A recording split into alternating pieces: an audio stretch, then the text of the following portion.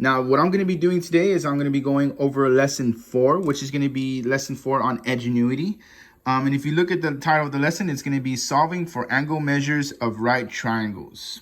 Now, what I would recommend is getting out the notes from lesson 3, because we are going to be using some of the concepts from lesson 3 over on lesson 4, except it's going to be a little bit different. I have the notes here for lesson 3, which was solving for side lengths. And if you remember in lesson 3, we used the trig ratios to solve for the missing side lengths. We were usually given an angle, and at least one side. And then we used the trig ratios to solve for the missing side, which in this case was B. And we rearranged the equations, and then we used the calculator and we solved for the side. Now, the concept's still the same, except now we're not going to be given the angle measure, but we'll be given both sides. So how do we use this? Well, you'll see right now. So I went ahead and I rewrote the three trig ratios, which was SO, COT, TOA. The sine, which is op over hype. We know cosine is adjacent over hype, and tangent, which is op over adjacent. So we're going to be using the same ratios. The only thing is that the equations themselves, the trig equations, are going to be a little bit different, or they're going to look different, but not by much, I promise. The main difference between solving for angle measures and solving for side lengths is that when you solve for angle measures, you have to use the inverse of the trig functions. And how does that look? Well, they don't change much, but you'll see here that they all have a -1 on them now. And that's how you know that you're using the inverse of whatever trig function that you're using. If it has that -1, then you know you're working with inverses.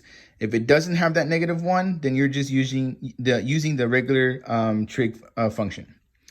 Okay, so like I said, we're using the inverse, and you'll find these buttons on your calculator, or if you go on Google, it does have an inverse, section. So you'll definitely be able to use this, I promise.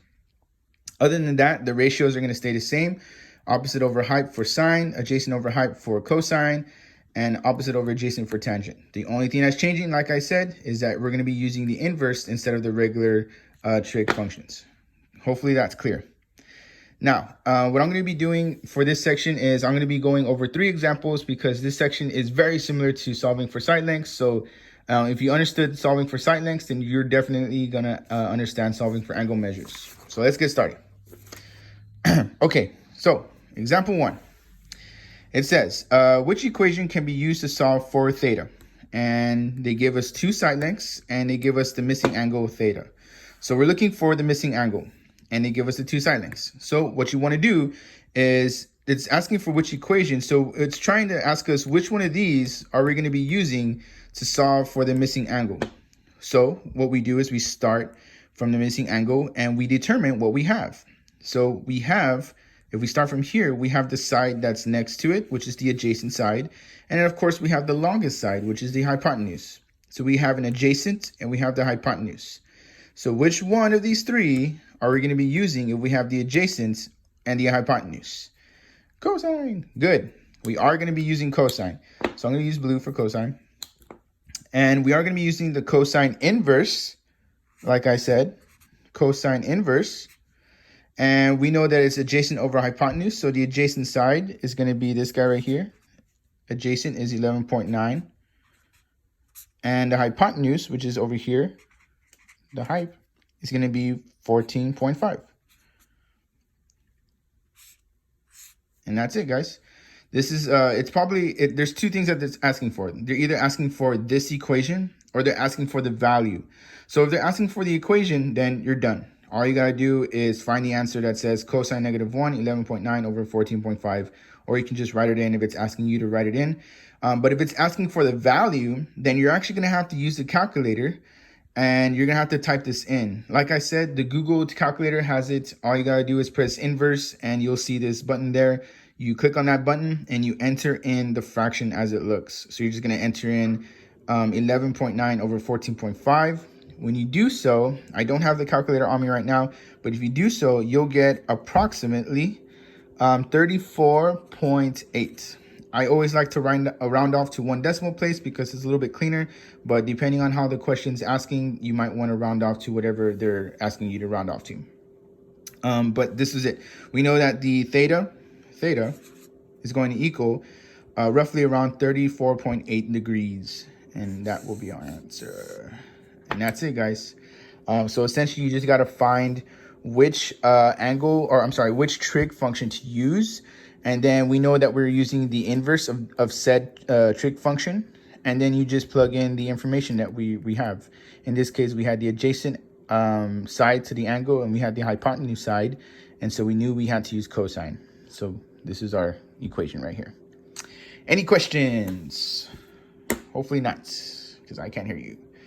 Okay, so next two examples. Let's go to example 2. Okay, example 2. It says, which equation can be used to find theta? So again, we have a right triangle, and they give us theta. Theta is the missing angle, which in this case is on letter A. Hopefully everyone can see that. It's on letter A. But this time, they give us all 3 sides. They don't give us just 2 sides. They give us all 3 sides. What does that mean? Well, that means that we can do different types of trig functions. We have different options. We have a lot of options, actually. So we know that we can use either opposite and hypotenuse. Well, let me label this for you. We have the opposite side. We have the hypotenuse, and we have the adjacent. So there's going to be numerous answers for this question, because there's not just one answer. What do I mean by that? Well, we know that if we were to take, we have all the information we need. If we were to take the opposite over the hypotenuse, then obviously we'll be using sine. So if we choose to use opposite over hypotenuse, then we're going to be using sine. But not just sine inverse. And the opposite was 12, and the hypotenuse was 13. So that's if we use sine. But let's say someone else wants to use adjacent instead of opposite. Let's say they wanted to use adjacent. Well, if they wanted to use adjacent, that's totally fine. Totally up to them. But this time, we know that the trig function that uses adjacent and hypotenuse is cosine. So they won't be using sine. They'll be using cosine instead. Cosine inverse. And cosine inverse of the adjacent is going to be 5 over 13. Right. So both of these are the correct answer. It just depends which answer choice pops up, or if your teacher's asking, give me all 3 choices. Give me all 3 options. So I said 3. Notice we have 2. What's our last option? Well, our last option is going to be tangent. So let's say that Frank wants to use tangent instead. He doesn't like cosine. He doesn't like sine. He loves tangent. So he wants to use tangent. Well, totally fine, Frank. You can use tangent inverse. And we know that tangent is going to be opposite over adjacent. So the opposite is 12. And the adjacent is 5. So 12 and 5. So we have tangent of 12 over 5. So these are your 3 options. All 3 are correct because all 3 were derived from the information given. It's just that we're using different trig functions for each ratio. So it doesn't matter if you choose any of these 3, it's going to be right. The only thing that matters is if the question is asking choose more than 1, or choose 3, or choose all 3 possible, So it just determines, it just depends how the question's asking, and that'll help you out, hopefully. Any questions? Hopefully that made sense. Okay, last example.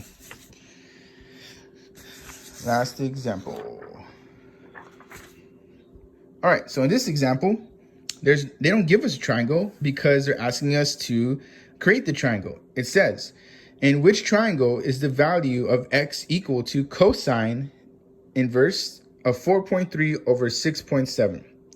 Awesome.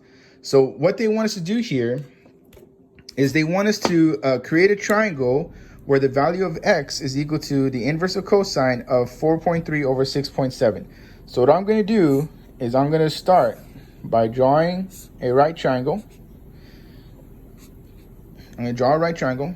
I guess I don't have to label it, but I'll label it just because I'm used to it. And it's saying that cosine of inverse is 4.3 and 6.7. Okay, so we know that the cosine ratio is going to be adjacent over hypotenuse. So that means that it's going to be adjacent over hypotenuse. So if we know what the adjacent over hypotenuse is already, then that means that we can start labeling this triangle. Cool. So I'm going to use, let me use green. I haven't used green in a while. I didn't intention. So we know that first off, I'm going to focus on the hypotenuse because the hypotenuse is super easy to identify on the right triangle. We know that the hypotenuse is 6.7. So this long side has to be 6.7. Now, where does the adjacent go? Now, this is totally up to you. If you're creating the triangle from scratch, it's totally up to you. You can use this angle right here, or you can use the top angle right here. Both would be correct depending on what you choose. So I'm going to choose the bottom one. I'm going to choose this guy. I'm going to pretend theta is down here. And so if I'm looking for the side that is adjacent to theta, it would be this side right here. It would be 4.3. Makes sense, right? Now, what if I had chosen the top angle? Well, if I had chosen the top angle, that would be this guy right here. And let me use beta. Let's say I chose the top angle. Well, the top angle, if I chose the top angle, then the adjacent side wouldn't be down here, but instead it would be right here. It would be on this side. But both are correct because they're not being specific enough. They're not saying like it has to be on the bottom or it has to be on top. They're just saying in which triangle is the value of x equal to cosine inverse of 4.3 and 6.7. So it just determines, it just depends where your starting angle is. And if you have multiple choice answers, then this is going to be super easy because you know that wherever the angle is at in your answer choices, it has to be next to it. The 4.3 has to be next to it. So if your angle is right here, it has to be next to it right here. If your angle is up here, then it has to be next to it over here. Makes sense, right? Because it's adjacent. So again, this question has two possible answers. It just depends on how they're giving you the answer choices or how they're asking the question. Okay, now I felt like this was a super straightforward lesson. I didn't want to go too much detail or bombard you with too many examples. So I picked the three that showed up the most. And I picked the three that I felt like were going to be most helpful because these three, like two of these three questions had different possible answers. So I wanted to make sure I go over it. That way you guys aren't confused because I already had some questions asking me, well, I thought it was this answer, but isn't it this answer too? And the answer is yes, you could have multiple answers. So hopefully this helped out a bit. This concludes the unit for special right triangles. So hopefully you guys complete this in an orderly fashion. I hope my tutorials are helping. The next unit that we're going to go into is going to be circles. So be ready for that. If you have any questions, please send me an email, send me a reminder. Until next time, guys, have a good day.